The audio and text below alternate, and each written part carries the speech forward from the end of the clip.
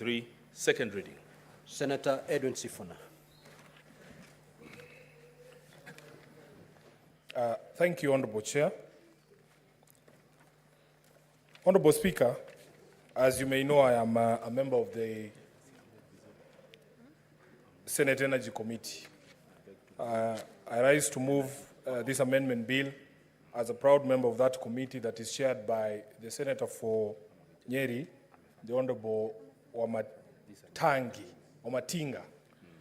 Honorable Speaker, in March of 2023, at a sitting of that committee on energy, there was a resolution by the committee to conduct an inquiry into the high cost of electricity. Mr. Speaker, this is an issue that many of us in this House have interacted with. Honorable Speaker, this is an issue that had, at that particular moment in time, occupied many discussions around the country.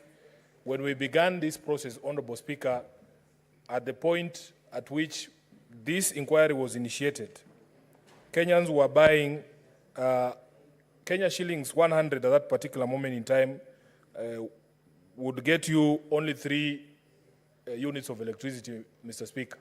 That in fact, out of 100 shillings, 51 shillings were going to taxes and other charges and levies. Mr. Speaker, the committee did conduct a proper inquiry, including meetings with various stakeholders. I remember the then Minister for Energy, the Honorable Chirchir, stakeholders from Kenya Power, from Ketraco, stakeholders from the independent power producers, and others appeared before the committee. And Mr. Speaker, there is a report of the committee that was there's a report of the committee that was prepared in September of 2023. I don't recall the exact date when it was tabled in this House, but Mr. Speaker, it is a matter of record in this House that in fact that report has been tabled before this House. Honorable Speaker, if you allow me to go through some of the observations and recommendations of the committee, and I do this because those observations and recommendations out of that inquiry are the ones that informed the proposed amendments to the Energy Act in order to seal some of the gaps that we found as a committee. Honorable Speaker, at the on page 7 of the report where it has the chairpersons forward, and allowed me just to read.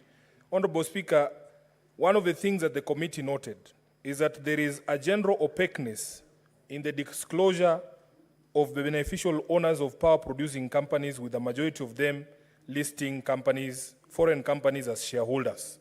There was another observation, Honorable Speaker, at paragraph number 12, that the dispatch of power currently done by KPLC is not based on least cost merit order.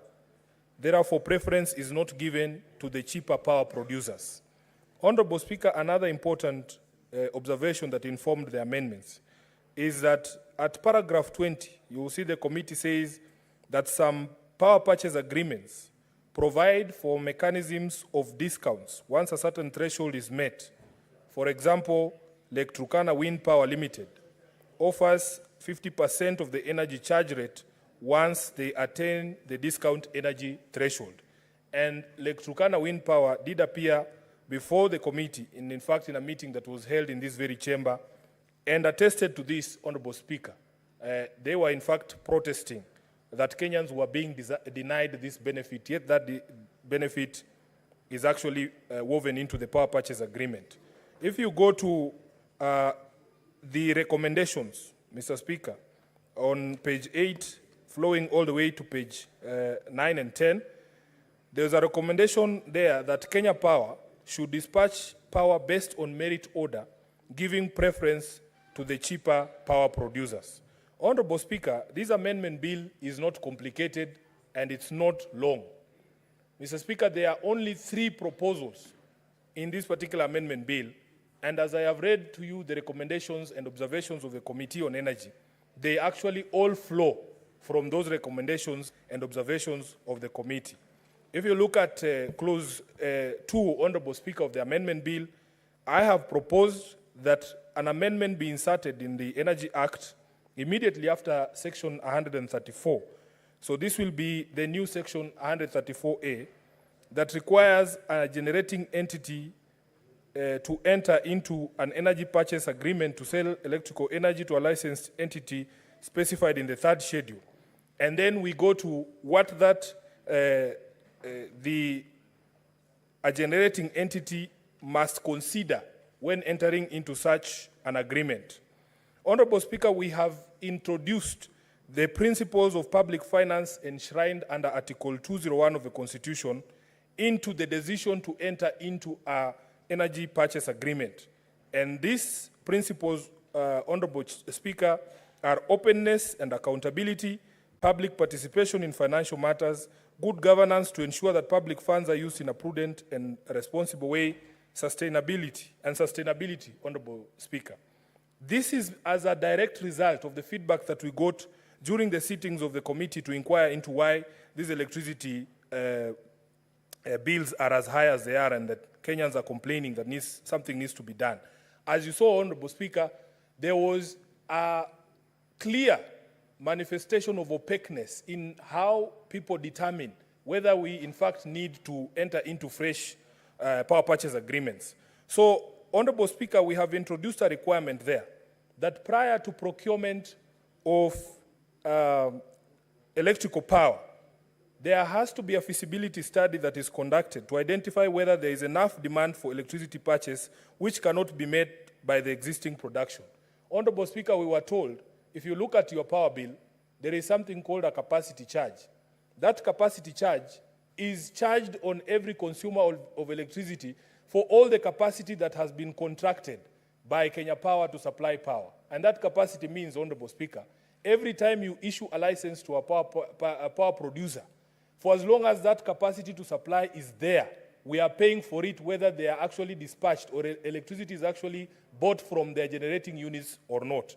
So, Honorable Speaker, the committee felt, and this is what informed my amendment, that before you give any other person a contract on purchase of power so that they are setting up any new plants, a feasibility study must be conducted to tell Kenyans that, in fact, the existing capacity cannot meet the requirements at the particular moment. Honorable Speaker, if you look at 134A 3B, there is also a requirement to ensure the process of procurement of electrical energy complies with the procedures set out in the Public Procurement and Disposals Act. Mr. Speaker, what we have seen in the past is there is really no openness in how these people who hold these power purchase agreements ended up as suppliers to Kenya Power, because the public is seldom informed, and there is no information at all when they are being procured, on what terms, and it requires an inquiry of the House, such as the one that we conducted, for us to even know the terms that they have been given. So, Honorable Speaker, we have introduced that amendment to ensure greater transparency.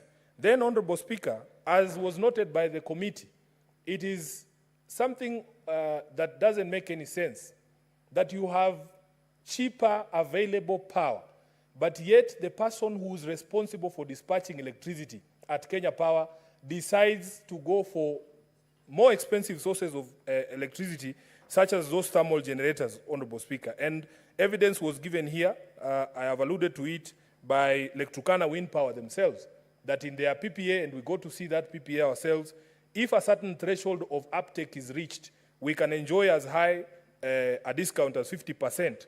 But as of the time when they were appearing before us, that threshold had never been met, because for some reason, and Kenya Power themselves will explain to the public why that is the case, they are never given that priority to be able to pass that benefit to Kenyans. Honorable Speaker, there is a proposal there, again, to tie the hands of Kenya Power so that priority is given to those who generate electricity through renewable technology. Honorable Speaker, this morning, the team from Talo, Kenya, appeared before the Senate Committee of Energy to discuss the field development plan for the Lokichar Basin.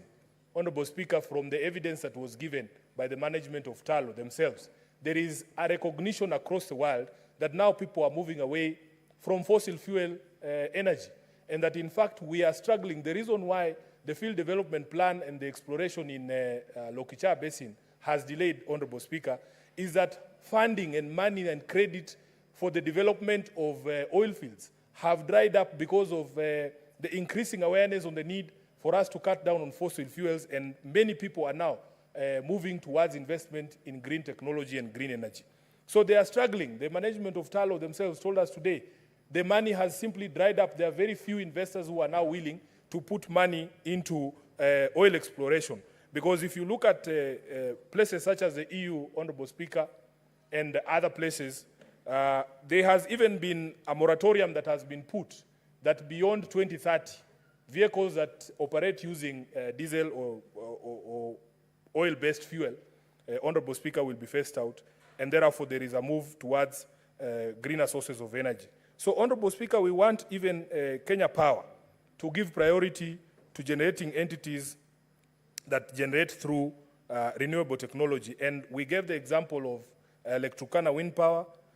We have Kipeto as well, and even the solar generators should be given priority as opposed to those who generate using heavy fuel oil, which is very expensive. The last amendment, Honorable Speaker, the second or third one, Honorable Speaker, on the disclosures, the committee noted that many of the IPPs that have, Mr.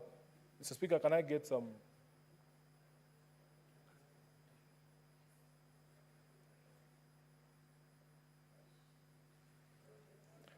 Honorable Speaker, as was noted by the committee, many of the IPPs that hold power purchase agreements as we speak today, Honorable Speaker, have not fully disclosed their ownership.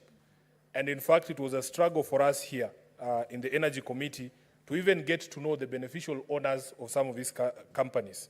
There is a great suspicion amongst members of the committee and in fact the larger public that wherever there is secrecy as to the ownership of a company, we would not be surprised, Honorable Chair, to find, and as a lawyer you know, people hiding behind shell companies and claiming that this is a company that is operating out of India, for instance, and yet the true owners are people here in the ministries and in government. So therefore, Honorable Speaker, one of the recommendations we have made is that the Kenya Power, or whoever it is that will be running our grid, can only award a power purchase agreement to an entity that has fully disclosed its beneficial owners. So that, Mr. Speaker, it should be standard practice. If you have something to hide, then we shouldn't be doing business with you. You should be able to tell us outright who the owners of the company are. Lastly, Honorable Speaker, would you believe it that even as a committee, we were very shocked to find out that we do not know as a country how many of these power purchase agreements exist. Nobody tells us, even as Parliament, how many of these power purchase agreements exist. There are people sitting on power purchase agreements just quietly. And, Honorable Speaker, we are paying for capacity charge for things that we are not even aware of, where they exist and where they're generating from. So, Honorable Speaker, the committee felt it important that we have a register of all the power purchase agreements that it has entered into, and Honorable Speaker, this must be published on its website and in the annual audit reports of the purchasing entity. The register in that subsection, Honorable Speaker, we require it to be prepared within 90 days from the date of operation of this section and be open to inspection by members of the public in accordance with Section 5 of the Access to Information Act. Honorable Speaker, lastly, we have provided that the authority shall not approve an energy purchase agreement which fails to comply with all these provisions that we are introducing. Mr. Speaker, with those many remarks, I beg to move. And I want to request the Honorable Stuart Mazayo to second.